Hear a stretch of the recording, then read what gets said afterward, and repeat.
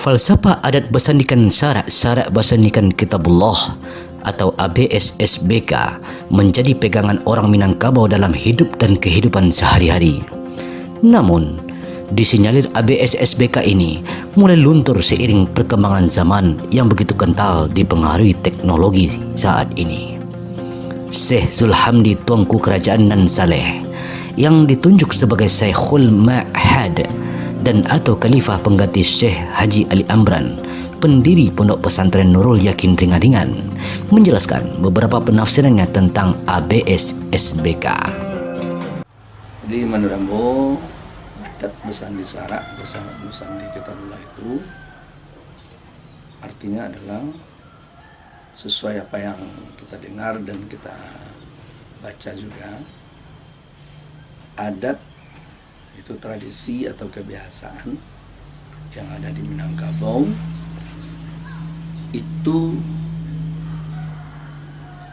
disandarkan atau diambilkan adat itu supaya jangan bertentangan dengan agama. Itu bagian daripada kandungan agama yang ditradisikan. Ini yang dikatakan adat bersandi syarak. Lalu syarak bersandi kitabullah. Tentu syarak tidak akan terlepas sumbernya itu, aturan-aturan agama itu dari kitabullah dan sunnah Rasulullah. Nah, kalau ada adat yang kemudian bertentangan dengan agama, berarti ini di luar konteks. Nah, di luar konteks. Karena di Minangkabau itu ada yang namanya adat dan sebenarnya adat yang diadatkan, adat yang teradat. Jadi yang bersandi kepada syarak itu, adat bersandi syarak adalah adat yang tidak bertentangan dengan syarak.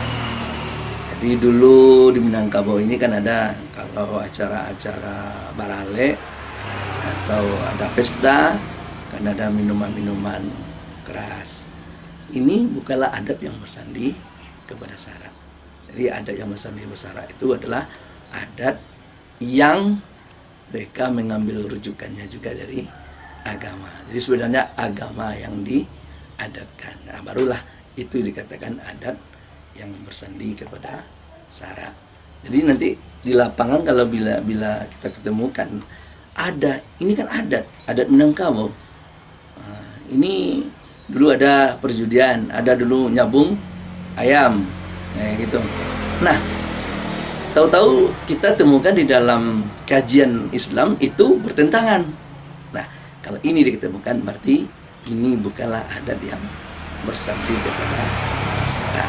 Jadi harus maklumi dulu, tidak seluruh adat yang ada itu di Minangkabau yang bersandi. Jadi kalau saya tidak salah, adat sebenar adat yang diadatkan kalau salah. Nah, jadi ada 4 sebenarnya.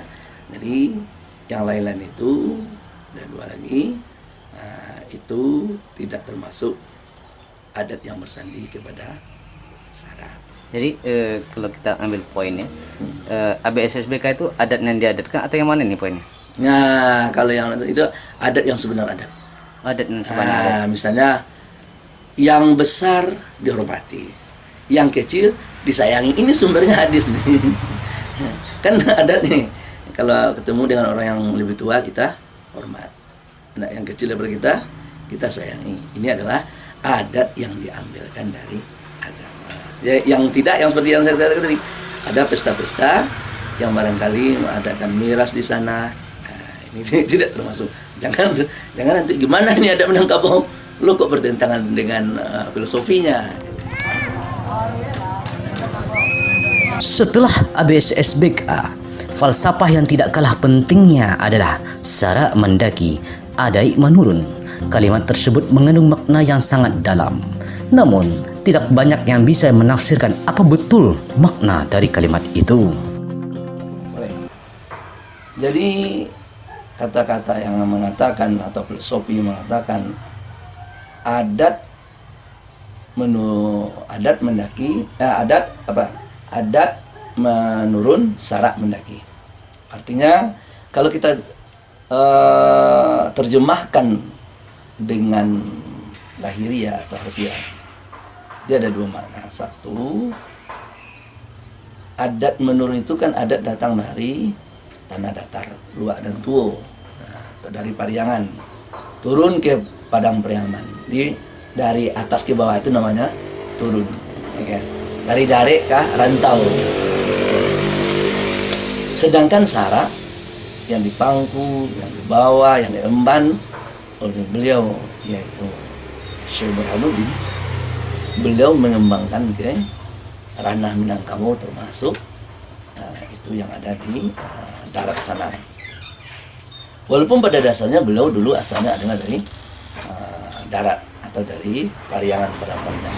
Kemudian setelah beliau mantap sempurna keilmuan beliau, akhirnya beliau membawa kembali kepada ranah beliau atau daerah beliau. Ini dikatakan satu Persi. Persi yang lain, adat menurun, Sarak mendaki, itu adalah andaikan nanti di lapangan ditemukan ada perbedaan atau bentrok lah antara adat dengan Sarak, adatnya diturunkan, Saraknya yang dinaikkan. Jangan sekali-kali kalau ada budaya nanti atau adat atau tradisi yang menentang atau melawan atau yang merusak kepada Sarak atau agama, adat harus turun. Sarak yang naik. Sarak yang naik. Tapi kalau kita coba posisikan menjadi sebuah daerah, apakah Sarak mendaki ini bukan dari Padang Pariaman gitu, mendaki ke atas gitu? Itu makna yang pertama tadi, udah disebut tadi. Berarti memang Padang Pariaman ya? Memang Kita coba pastikan dari daerahnya dan memang Padang Padang Pariaman. Pariaman. Piaman Laweh yang merupakan sebutan untuk kota Pariaman, Kabupaten Padang Pariaman dan sekitarnya ternyata menjadi sejarah berkembangnya Islam di Minangkabau dan menjalar ke beberapa daerah di Indonesia termasuk negara tetangga. Falsafah ABSSBK inilah yang dianggap beberapa kalangan menjadi patron pengembangan Islam tersebut. Yang jelas beliau Syekh Burhanuddin itu ajaran yang beliau sampaikan, yang beliau bawa sebenarnya bukanlah ajaran beliau, tetapi ajaran Rasulullah melalui guru-guru beliau sampailah kepada beliau sekarang ini. Lalu apa kira-kira atau ikon atau manfaat yang kita dapatkan? Sebenarnya sesuai apa yang disampaikan oleh Rasulullah itu. Aku tinggalkan kepadamu dua pusaka. Bila kamu berpegang kepada yang dua itu, selamat dunia dan akhirat. Bila kamu menyeleweng atau meninggalkan dan tidak memakai yang dua itu, maka kamu itu akan rugi atau hancur. Nah, tidak adalah bedanya. Karena sebenarnya ini adalah pewaris daripada Rasulullah itu. Jadi apapun yang terjadi, permasalahan-permasalahan yang ada khusus di Padang Pariaman, bahkan tercatat Padang Pariaman, maaflah ada negatifnya yang tertinggi lah. Dari satu sisi, barangkali udah rahasia umum ya, ada pekat lah penyakit masyarakat seperti itu. Nah, rujukannya adalah begitu. Kenapa? Mungkin itu kembali kepada apa yang dikatakan Rasulullah itu. Kalau ya kita ingin selamat, kembalilah kepada ajaran Rasulullah, yang mana sambung lidahnya adalah beliau Syekh Burhanuddin. Jadi maknanya penyebaran agama, jasa-jasa sebenarnya itu mestinya harus seperti itu saat ini. Seperti itu. Dan nilai-nilai keagamaan di Padang Pariaman seharusnya menjadi contoh bagi daerah-daerah lain. Nah, fakta yang ada hari ini gimana, Tongku? Ya. Fakta yang ada hari ini. Ya. Oke. Ya, kita tidak menutup mata lah. Yang namanya kalau kita belajar dulu dari Arab, toh malah yang memusuhi Rasulullah itu ya orang Arab itu sendiri. Ya. Sampai akhirnya mereka sadar dong itu. Nah, yang kita lihat tentu kita pasti adalah plus minusnya, tentu ada. Ya, yang terpenting kita sebagai apalah namanya ulama, taruh seperti itu, sebagai pewaris pula Ya, dan secara keilmuan dari beliau kita tentu tetap berusaha di samping hal-hal negatif yang terjadi. Namun bagi kami yang terpenting di Padang Pariaman ini bagaimana kita, karena kita adalah bersambung langsung dengan masyarakat, dengan jamaah, itu sesuai dengan tugas kita adalah sebagai dai, untuk kita menyampaikan apa pesan-pesan yang kiranya yang telah disampaikan oleh Sabarudin itu, supaya kekurangan-kekurangan yang terjadi yang kita lihat sekarang ini, tentu kita menghapuskan mungkin tidak bisa, tetapi kita berupaya untuk bisa mengurangi lah, menghapus kalau kita tidak bisa. Yang namanya kita sudah sunnatullah juga itu, yang namanya kebaikan dan keburukan itu kan selalu ada, tetapi tugas kita adalah bagaimana kita bisa amar ma'ruf nahi munkar sesuai dengan kapasitas kita. Saat ini, pengembangan Islam tentu tidak terlepas dari peranan dunia pendidikan, terutama pendidikan agama Islam yang terdapat di pondok-pondok pesantren di Piaman Laweh. Salah satunya Pondok Pesantren Nurul Yakin Kiringan-Ringan yang terletak di Korong Ringan-Ringan, Nagari Pakandangan, Kecamatan Enam Lingkung di Kabupaten Padang Pariaman ini sudah tidak asing lagi di telinga masyarakat Sumatera Barat. Pondok santri atau ponpes tersebut telah mencetak ribuan tuanku atau ustadz sejak didirikannya. Nah, artinya Padang Pariaman butuh sebuah suasana yang lebih islami sebenarnya kalau kita melihat dari sejarah, tuanku. Ya. Nah, fakta hari ini apakah berbanding lurus dengan keadaan yang tuanku sampaikan tadi? Lalu bagaimana pula peranan ponpes ringan-ringan selama ini, tuanku, dalam membangun generasi, ya artinya kan generasi nih ke depan nih, yang lebih islami, yang lebih berakhlakul karimah, khususnya generasi Padang Pariaman, tuanku. Oke. Baik. Pondok Pesantren Nurul Yakin memang sejak awal didirikan oleh pendirinya itu adalah bukan untuk pribadi mereka yang menuntut ilmu, tapi sudah disengajakan sebagaimana yang saya sampaikan dari awal, itu adalah penyambung lidah Rasulullah SAW. Sama kita ketahui, di Pondok Pesantren kita Nurul Yakin ini, itu setiap tahunnya lebih kurangnya 30 bahkan sampai 40 orang yang ditamatkan jadi tuanku. Dan mereka-mereka ini kebanyakannya ini hadir di tengah-tengah masyarakat. Mereka hadir di tengah-tengah masyarakat, ya, mereka ada yang menjadi guru, menjadi dai, sesuai kita peran kita sebagai taruhlah dai atau ulama lah, atau tuanku lah, bagaimana kita bisa untuk mengingatkan kembali kajian Rasulullah dan kajian yang kita terima dari. Jadi sekali lagi, Pondok Pesantren Nurul Yakin itu mengeluarkan guru-gurunya atau tuanku-tuankunya minimal 30 atau 40 orang kisarannya dalam satu tahun, dan itu insya Allah itu menyebar, dan mereka kontak langsung, dan mereka mempunyai jamaah. Jamaah tentu kita tidak bisa belum berkati kata mana yang bisa, kita tidak jemput bola ke tempat-tempat pemuda-pemuda, tapi kita hanya sebatas kita disuruh dari mana mereka yang datang, itu yang bisa kita.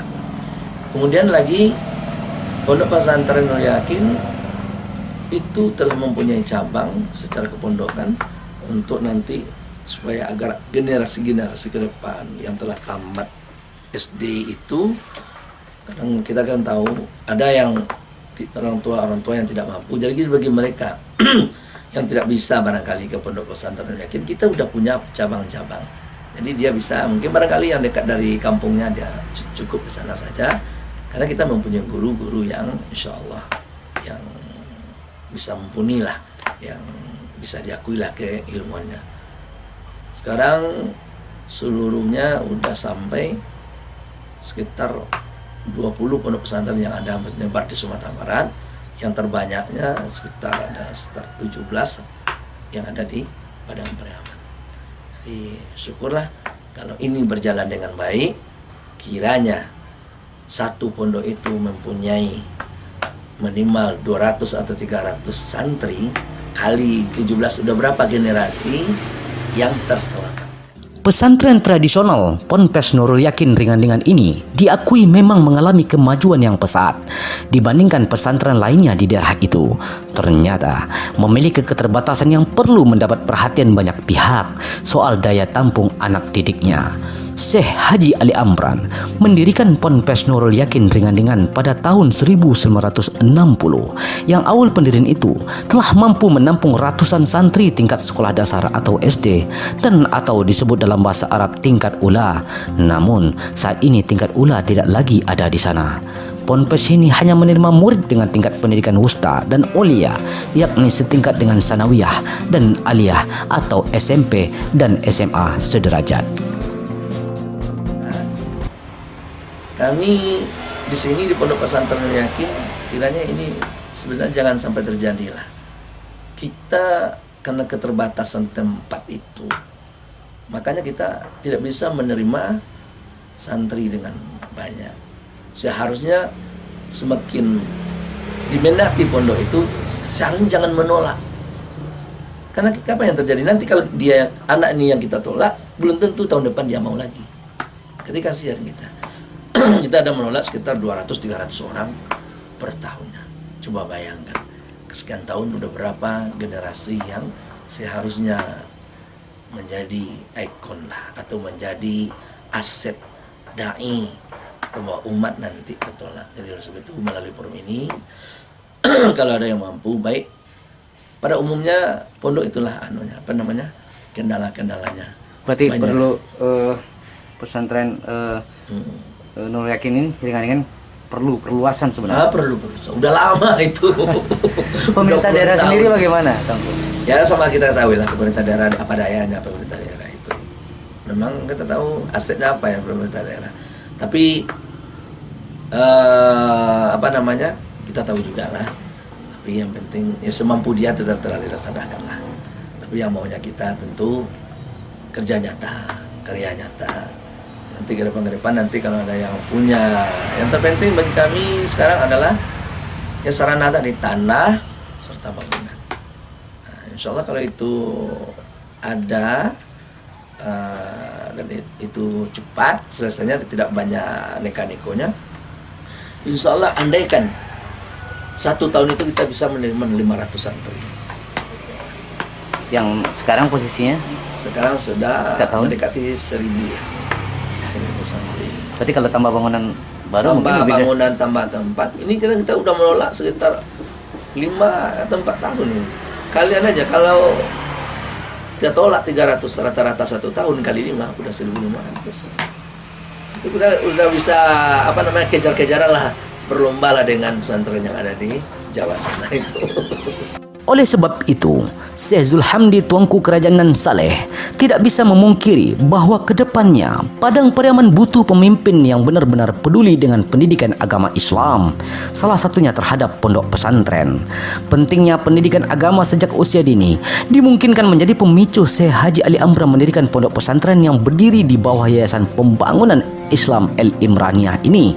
Sementara itu, Syekh Zulhamdi mengakui bahwa pendidikan agama akan menjadi penentu makmur dan tidaknya sebuah negeri. Maka pokok-pokok ajaran akhlak adalah dasar sumber daya manusia atau SDM yang tidak bisa dianggap remeh-temeh. Cuma saya tambahan dulu. Beliau bupati kita sekarang ini dia adalah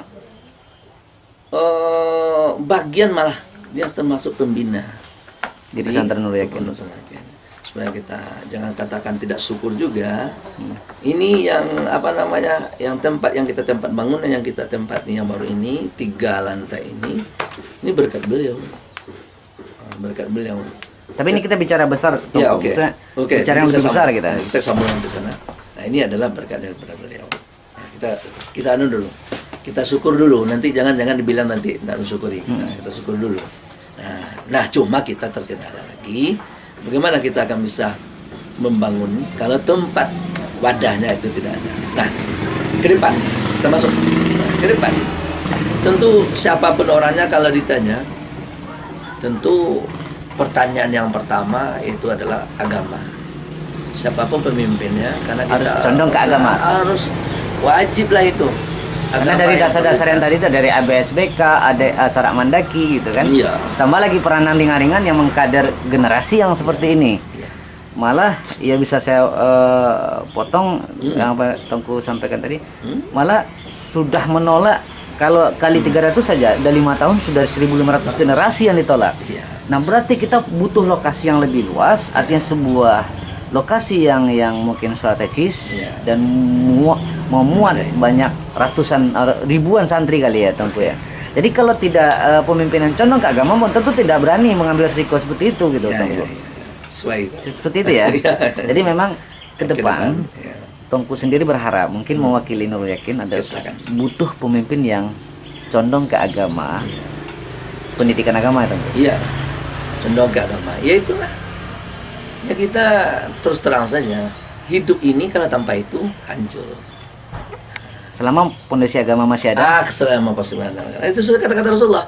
Kamu itu akan selamat selagi kamu itu berpegang kepada agama. Jadi apapun yang terjadi di dunia ini, gitu. Yang laginya namanya manusia, kalau tidak mempunyai fondasi agama yang kuat, ujung-ujungnya hancur juga. oke. Berarti tentu dong kita Padang Pariaman ke depan ini kan ini mau pilkada nih Tengku. Kita tentu dong menghindari pemimpin yang berhubungan dengan hukum, dengan kriminal, apalagi korupsi dong Tengku. Karena tidak mungkin dong dia akan perhatian dengan agama sementara dengan dirinya sendiri dia tidak sayang kan seperti itu Tengku. Oke. Pastinya seperti itu Tengku. Ya, Atau gimana? mantap. Apalagi nanti ya, untuk periode yang sekarang ini kan tidak yang lama lagi, yang baru semua ini. Kalau udah habis masa jabatannya 2 periode ini, Ya. ya, kita terlepas lah apapun yang terjadi bagi mereka yang telah memimpin ini kita tak tahu kan. Kita berharap mereka baik. Cuman yang jelas untuk ke depan ini kan yang baru semua ini. Jadi kita bebas. Segar ya, fresh semua. fresh. Jadi berharap kita mendorong nih Tengku ya. Iya. Bagaimana nanti pemimpin Padang Pariaman ke depan sesuai lah dengan perwakilan dari harapan Tengku, tapi ini sebenarnya perwakilan dari masyarakat Padang Pariaman saya rasa. Iya.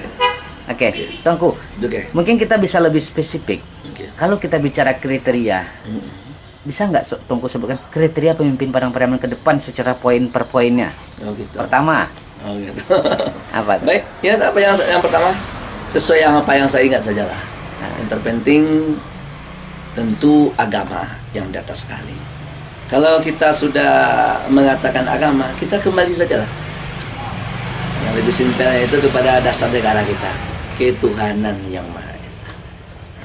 Jadi udah ketuhanan, itu nanti akan dipikirkan yang lain, ketuhanan, kemanusiaan, yang cinta perdamaian, persatuan, yang tidak egois. Artinya dalam mengambil suatu keputusan diajak dulu lah sesuai dengan siapa yang ahli tentang ini bidang apa, ini bidang agama, tentu dipanggil dulu lah namanya untuk barangkali yang terkait dengan perda. Kalau yang terkait dengan yang lain tentu nanti masuk lagi ke ranah legislatif lagi nanti kan. Kemudian yang sifatnya keadilan. Jadi sebenarnya apa yang telah didasarkan dasar negara kita itu poinnya udah ada di sana. Yang pertama itu memang ketuhanan. Nah kalau orang itu kalau udah mantap keimanannya, kriteria-kriteria lain itu akan lengkap sudah. Jadi ketika dunia akhirat Diraih. Ya. dunia ngikut. Ikut ya. Otomatis ya. Ya iyalah. Memang ada hadisnya seperti itu. Jadi memang pemimpin ke depan itu yang utamanya adalah yang perhatian atau memiliki program agama itu yang menonjol. Yang kedua baru mungkin ekonomi atau pendidikan secara umum. Ya, yang namanya kemanusiaan yang terkait dengan kemanusiaan. Ekonomi, Ekonomi, ya, sosial budaya. masuk ke dalam keadilan nanti kuat. Ikuti aja itu. Nah, yang namanya kemanusiaan juga kalau dia mengambil keputusan ya tanpa mewakili perwakilan rakyat, susah juga. Nah, jadi apa yang telah dipikirkan oleh pahlawan-pahlawan kita dulu atau pendahulu-pendahulu kita, tokoh-tokoh kita, bangsa kita dulu itu namanya 5 sila itu kan udah mewakili. Jadi pemimpin ke depan itu harus pemimpin yang dekat dengan agama dan kalau bisa yang tidak hobi menabrak hukum. Oke. Baik, saya apa? Coaching mungkin. Kocok ya. Mm-mm. Saya ingat kepada hadis Rasulullah yang saya terjemahkan saja. Yaitu ada dua kelompok manusia. Yang mana yang dua kelompok itu kata Rasulullah. Bila dia bersama, kompak, ya, maka bahagialah rakyatnya, bahagialah apa yang dipimpinnya. Tetapi bila dua kelompok manusia itu berseberangan, maka kiamatlah daerah itu. Apa Siapa yang dua itu?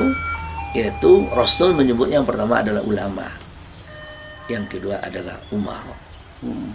Jadi bila orang yang dua ini saling, gitu, bukan saling memperalat, tetapi saling ngisi, saling minta nasihat, sinergis. Insya Allah kuncinya dua itu. Artinya apa? Pemerintah adalah sebagai eksekutor, sedangkan keputusan-keputusan yang dia laksanakan itu adalah melalui nasihat-nasihat dan masukan-masukan dari ulama. Jadi ini yang kita Tapi katakan. ada yang hadis atau apa ini? Saya sedikit memotong nih Tonggo. Silakan. Saya harus spesifik. Oke, Katanya silakan. kalau ulama dekat dengan umara ini hati-hatilah gitu. Iya. Yang ulama yang mana? Nah itu ulama ya. Tapi ya Ulama. tadi kita batasi ulama yang tadi memberikan nasihat. Ini Iya. ulama yang dekat dengan umaro ini apa maksudnya? Tidak seluruh yang dekat yang bermasalah. Yang jadi masalah yang diperalat. Yang diperalat. Allah diperalat. Artinya untuk meluluskan keinginannya umaro ini, dia panggillah Ulama-ulama. kalau nggak bahasa kasarnya oknum ulama lah. Tapi kita maaf ya nauzubillah lah itu untuk membolehkan, melegalkan keinginan itu yang tidak boleh. Ya, ya. Tapi saya ingat kalau ada ulama dulu ya, ada ulama yang dicela oleh masyarakat, gitu. Tapi setelah dia meninggal orang tahu bahwasanya ulama ini dekat dengan pemimpin ini justru malah untuk mengawasi keputusan-keputusan dari pemerintah itu jangan salah. Jadi sebenarnya ya kalau bisa ya kalau bisa umaro itu buatlah jadwalnya ketemu dengan ulama itu. Janganlah kalau bisa untuk menghindari fitnah itu jangan ulamanya yang dipanggil ke kantor atau ke rumah. Datangi jika perlu. Datangi. Sopan, lebih ya. anu ya. Iya, jadi samping menghilangkan apa? Kalau umaro datang kepada ulama itu bahagia umat. Yang kita takutin tadi tuh, bila umaro yang datang kepada umaro takutnya kecewa umat. Itu yang takut. Tapi dalam waktu-waktu tertentu kan tidak jadi masalah. Kalau ini sifatnya darurat lah, urgen lah. Nah, tentu harus ulama. Ini gimana ini peraturannya begini? Ya. Tapi kita berharap apa yang telah dikatakan Rasulullah tadi benar adanya. Rasulullah mendulukan ulama yang bukan umara yang didulukan ya. Ulama dulu, baru umara. Jadi kita berharap apa keputusan-keputusan yang barangkali sifatnya diputuskan oleh umara itu, ya betul apa yang disampaikan. Tidak mungkin lah ulama pendapatnya itu yang disampaikan itu merusak umat mungkin. Masya Allah. Oke, terima kasih waktunya Tonggo. Silakan. Ya, Assalamualaikum warahmatullahi wabarakatuh. Waalaikumsalam.